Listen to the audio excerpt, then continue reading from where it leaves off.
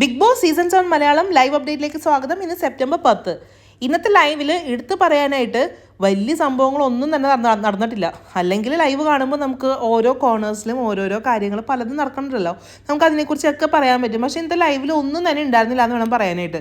കുറച്ച് kitchen scene കാണിച്ചു. അവിടെയാണെങ്കിൽ സാധാരണ ആൾക്കാർ വന്ന് ഫുഡ് എടുത്ത് ഭക്ഷണം കഴിച്ച് പോകുന്നു, അത്രേ ഉള്ളൂ ആ ഒരു കിച്ചൺ സീനിൽ.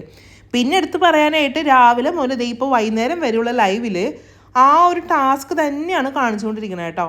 ടാസ്കും പിന്നെ ആ ഒരു സർക്കസ് ഷോയിൽ നമ്മുടെ അനീഷ് വന്നിട്ട് അനിമൽസിനെ ട്രെയിൻ ചെയ്യണത്. അത് കുറച്ച് മിനിറ്റ്സ് മാത്രമാണ് ആ ഒരു സർക്കസിൻ്റെ ആ ഒരു ഏരിയ മാത്രം കാണിക്കുന്നത്. പക്ഷേ ഫുൾ ടൈം ഈ ഒരു ചപ്പൽ ഫാക്ടറിയിലത്തെ സീൻസ് ആയിരുന്നു കേട്ടോ. മൊത്തം ഭയങ്കര ബോറിംഗ് ആയിരുന്നു. ബിഗ് ബോസ് എന്ന് പറഞ്ഞ ഷോനെ ശരിക്കും ബാധിക്കും. ഒരു കണ്ടൻറ്റും കാര്യങ്ങളും ഒന്നുമില്ല.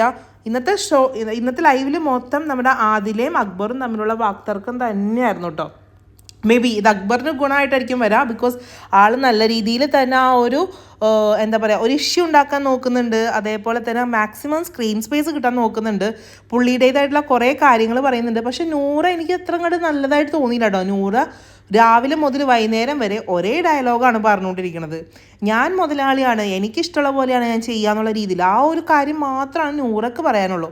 അക്ബർ പരമാവധി അവരുടെ തൊഴിലാളികളെ സപ്പോർട്ട് ചെയ്ത് അല്ലാതെയൊക്കെ പരമാവധി ആളുടെ കോൺട്രിബ്യൂഷൻ കൊടുക്കാൻ അക്ബർ നോക്കുന്നുണ്ട്. സത്യം പറഞ്ഞാൽ ഇന്നത്തെ എപ്പിസോഡ് മൊത്തം അക്ബർ തൂക്കി, അങ്ങനെ വേണം പറയാനായിട്ട്.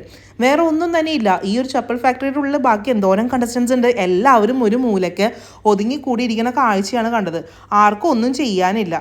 ഭയങ്കര ബോറിംഗ് ആയിരുന്നു. ലക്ഷ്മിയൊക്കെ ബോറടിച്ച് അവിടെ കോട്ടുമായിട്ടിരിക്കുകയായിരുന്നു കേട്ടോ. ഉറക്കം തൂങ്ങിയിരിക്കുകയായിരുന്നു സത്യം പറഞ്ഞാൽ കൊച്ചവിടെ. ഒന്നുമില്ല. മസ്താനിയൊക്കെ ഇതേ ഇരിക്കണമൊക്കെ സ്ക്രീനിൽ ഈ തലക്ക് കൈയും കൊടുത്തുകൊണ്ട് അവിടെ ഇരിപ്പായിരുന്നു. ഒന്നും ഉണ്ടായിരുന്നില്ല സത്യം പറഞ്ഞാൽ ഈ ലൈവ് കാണുന്നവരുടെ അവസ്ഥ ഒന്ന് ആലോചിച്ച് നോക്കൂ. ഷാനവാസും മസ്താനിയും അക്ബറൊക്കെ അത്യാവശ്യം നല്ല രീതിയിൽ കണ്ടന്റ് ഉണ്ടാക്കാൻ ട്രൈ ചെയ്യുന്ന ആൾക്കാരാണ്. പക്ഷെ അവർക്കൊന്നും, അതേപോലെ ജിഷിനൊക്കെ ഒന്നും ചെയ്യാനില്ലാതെ അവിടെ വെറുതെ ഇരിക്കുകയായിരുന്നു കേട്ടോ. ഭയങ്കര ബോറിംഗ് ടാസ്ക് ആയിരുന്നു ഈ ഒരു നൂതില ചെരുപ്പ് ഫാക്ടറി. എന്താണെങ്കിലും ഇനി വരുന്ന എപ്പിസോഡിലൊക്കെ എന്തൊക്കെയാണോ ബിഗ് ബോസ് പ്ലാൻ ചെയ്തിട്ടുണ്ടാവുക, കണ്ടന്നെ അറിയാം.